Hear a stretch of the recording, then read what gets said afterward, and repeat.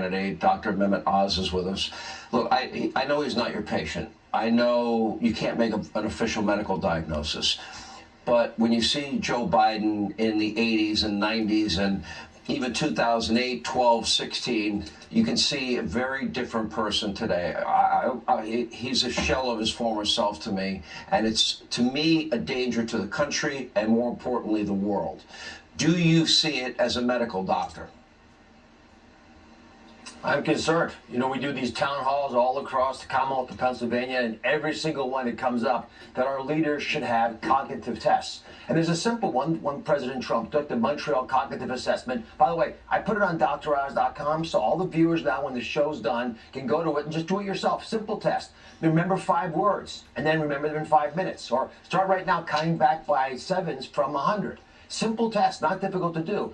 President Biden had a physical last November. His Dr. O'Connor did not conduct this test or any other cognitive test that we're aware of. And yet, as you point out, half of the American public suspect that he's mentally unfit. How do you explain the forgetfulness, the outbursts, the handshakes into the air, or the, quote, the guys who are the kleptocracies? And by the way, it's a pretty brave move to put kleptocracy in the prompter. But these are, you know, realities of just observing what's going on that we have to at least address by asking for there to be some kind of cognitive test. Most Americans desire that. You know, I've been following your race very, very closely, and I did not know until this race that your mom suffers from Alzheimer's. It's a horrible, horrible disease, and it's become a factor. You were born in the U.S. Like, for example, my 4 grandparents came from Ireland. I know I stand on their shoulders and my parents' shoulders. You were born in this country. Because your parents had dual citizenship, you had it.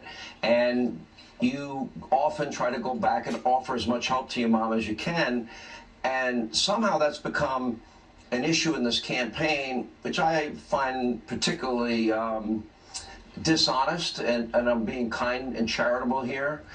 And I want you to answer that question, because why would that matter? And why would people question? It's almost like a question of your loyalty. And as a friend, I find it grossly offensive.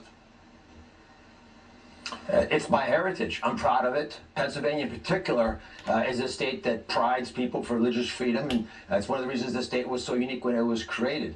This has become a distraction. It's not relevant to who I am. I love this country dearly. I've done the things for my mom. I love my mom. I can love this country. And for that reason, other Senate candidates have spoken out about some of these attacks that have gone on.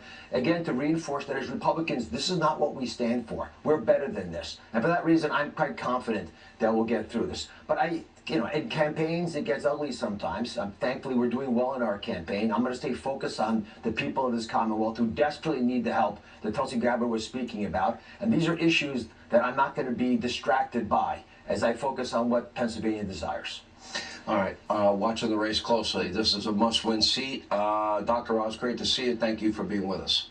All right, when we come back, Biden's failed policies continue to destroy our economy, literally, despite expectations for growth.